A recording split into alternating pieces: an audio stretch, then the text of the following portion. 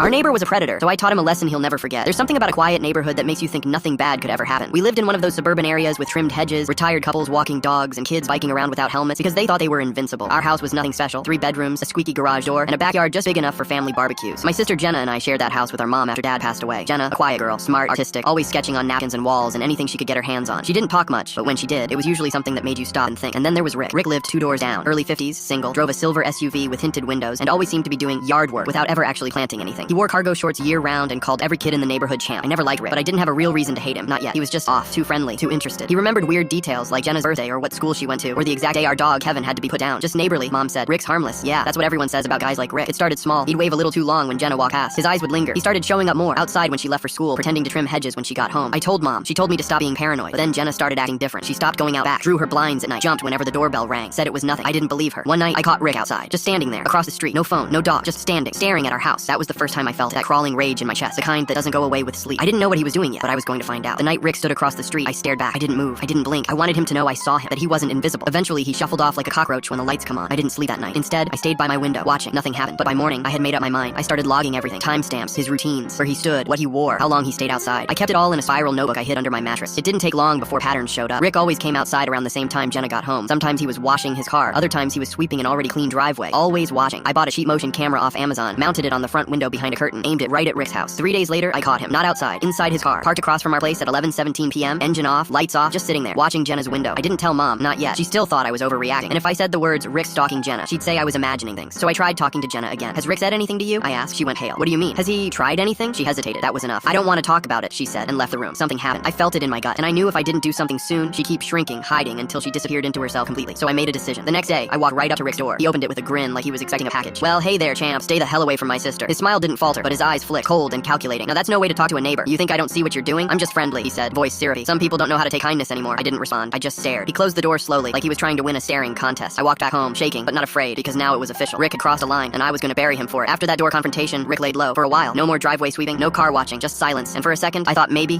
that was all it took. A warning, a confrontation. The predators don't stop because they're afraid. They stop because they're calculating. And Rick was calculating something. I doubled down, added another camera. This one hidden under the eaves, covering our front walkway. I started syncing the footage every night to an encrypted drive. I was getting serious, and I didn't care if it looked paranoid. Jenna noticed. You're really doing all this for me? She asked one night, catching me downloading the footage. I didn't answer. I didn't need to. That night, Rick made his next move. It was subtle. I came home late from work, part-time at a gas station, and found a package on the doorstep. No label, just a brown padded envelope. I opened it. Inside was a drawing, one of Jenna's, an old one she'd made a year ago and thrown away. A little sketch of our backyard, trees, a fence, a back porch. I remembered it because she'd drawn the neighbor's house in the corner. It was the original, same smudges, same faded pencil lines. Someone had taken it out of our trash, kept it, and now brought it back. My blood went ice cold. Jenna didn't know it was missing, but I did, and I knew exactly who had it. So I went through the footage, 48 hours worth, and at 2:43 a.m. the night before, there he was, Rick, walking up to our door, gloves on, hat low. He didn't knock. He just placed the envelope and left. I froze the frame, zoomed in, clear as day. His face, his eyes, a quiet little smirk. That was it. Proof Mom couldn't ignore. I showed her the next morning. She watched it in silence, face pale, jaw tight. Then she whispered, "What do we do?" I looked at her and said the one thing I'd been waiting to say for weeks. We destroy him. I didn't go to the police. Not yet. Rick hadn't technically done anything illegal. Creepy? Absolutely. But no threats, no breaking and entering, no contact. If I showed them the footage, they'd tell me to keep an eye on it and contact us if anything escalates. I didn't want to wait for escalation, so I decided to escalate it myself. The plan had 3 parts. 1, make Rick comfortable again. 2, catch him in the act. 3rd, turn his life into ash. We started with the illusion of normal. I told Mom and Jenna to act like nothing happened. Jenna reopened her blinds. Mom waved when she saw Rick outside. I even stopped glaring at him when we crossed paths. It worked. Within a week, Rick was back to his old habits. Watching, hovering, smiling that fake smile with dead eyes. I moved the cameras. Installed another one inside a birdhouse pointing at a sidewalk. I bought a second encrypted drive. This time, I backed everything up to an offline laptop hidden in my closet. Then I baited him. I posted fake social media accounts under Jenna's name. Not public, just enough to show up in neighborhood searches. Nothing inappropriate. Just her art, selfies, posts about school. The kind of thing someone like Rick would sniff out and watch from the shadows. And sure enough, he did. Within 3 days, the account had 1 follower. An anonymous profile. No name. Just a cartoon dog as the avatar. But I traced it. It was him. He had liked every photo. Saved them too. And then I got lucky. Rick made a mistake. One night, the motion camera caught him again. Not on our property, but close. Too close. He was standing behind the fence in our backyard, watching through the kitchen window. What he didn't know? I'd set up a sensor alarm. Silent. Just a ping on my phone every time it detected movement in that area. I caught him live. Grabbed my phone. Hit record. Filmed the footage from the screen as he stood there, breathing heavy, staring like he was trying to memorize every detail. I had him now. But this wasn't about scaring him off anymore. It was about making sure he never tried this with anyone else again. He wanted to ruin Jenna's peace. I was going to ruin his life. You'd be amazed what you can dig up with a little time, a burner laptop, and 0 moral restraint. Rick had a past. No convictions. He was too careful for that. But incidents, yeah. 3 restraining orders in 2 different counties. 1 from a coworker, 1 from a neighbor in another state, and 1 from a woman who never filed charges but left a 3-paragraph review on a long deleted forum about a man who stares at your daughter too long. I took screenshots, archived everything. Then I dug deeper. Rick owned his house, paid off, no family listed in the area. His employment, freelance contractor, which meant unregulated access to homes, especially if you're just doing a quick quote. I built a file, labeled it Rick Harrison, potential predator profile. Inside, screenshots of restraining order listings, video clips from my cameras, evidence of him stalking Jenna online, timeline of appearances at our house, that sketch drawing he returned, photographed and sealed in a bag. I didn't go to the police. I went to his reputation. First step, an anonymous tip to the neighborhood Facebook group. Not accusations, just concern. Has anyone else seen this man around their kids late at night? Attached were blurry stills of Rick near the sidewalk. No context, just time-stamped photos with the question, should we be you worried?" The post exploded. Comments poured in. People didn't say they saw anything themselves, but they'd always had a weird feeling. A few mentioned odd conversations. Someone said Rick offered to help their daughter fix her bike when she didn't ask. Then someone, I don't know who, shared the post to the local parent group. Now it was wildfire. Rick had no idea, but by the end of the week, he was the talk of every pickup line at every school within 5 miles. I watched from the porch as he walked outside and saw 3 moms cross the street to avoid him. He looked confused and angry and scared. Good, because the storm hadn't even started yet. Rick started noticing the shift. He stopped waving at neighbors, kept his head down when walking to his car. He put up security cameras, 2 of them pointing at his front lawn. That's when I knew he was panicking. But this wasn't about cameras anymore. It was about the walls closing in. I kept feeding the machine. Anonymous tips, rumors seeded carefully. Never direct, never traceable. I posted in a community forum for parents. Just found out a neighbor was asking kids personal questions near the trail. Stay alert. No names, no house number, but people connected the dots. They always do. A week later, Rick's name came up on Nextdoor. Someone asked if a guy with a silver SUV had a criminal record. Another user said they were checking with a friend who works at the county office. That was me, posing as 2 separate accounts. Then the flyer showed up. Not from me. That's the best part. Someone printed a sheet with Rick's photo, circled his house on a neighborhood map, and added, "Warning, watch your kids," stapled it to the community board near the grocery store. I took a picture, sent it to myself from an anonymous number, then forwarded it to Rick with no message. 30 minutes later, I saw him tearing it down with shaking hands, and then he finally cracked. The next day, Rick went door to door, not apologized, said he was being harassed by someone spreading lies, said he loved the community and would never do anything to make people uncomfortable. Some folk believed him, most didn't, because by now he looked like a man unraveling, and predators, they don't survive long when the whole pack turns against them. But I wasn't done, because fear is just the first step. Next comes isolation. You learn a lot about people when no one wants to talk to them. Rick's entire identity had been wrapped around being the nice guy next door. When that mask cracked, so did everything else. He stopped going outside. Groceries were delivered, trash cans were rolled back 3 days late. The SUV sat untouched in the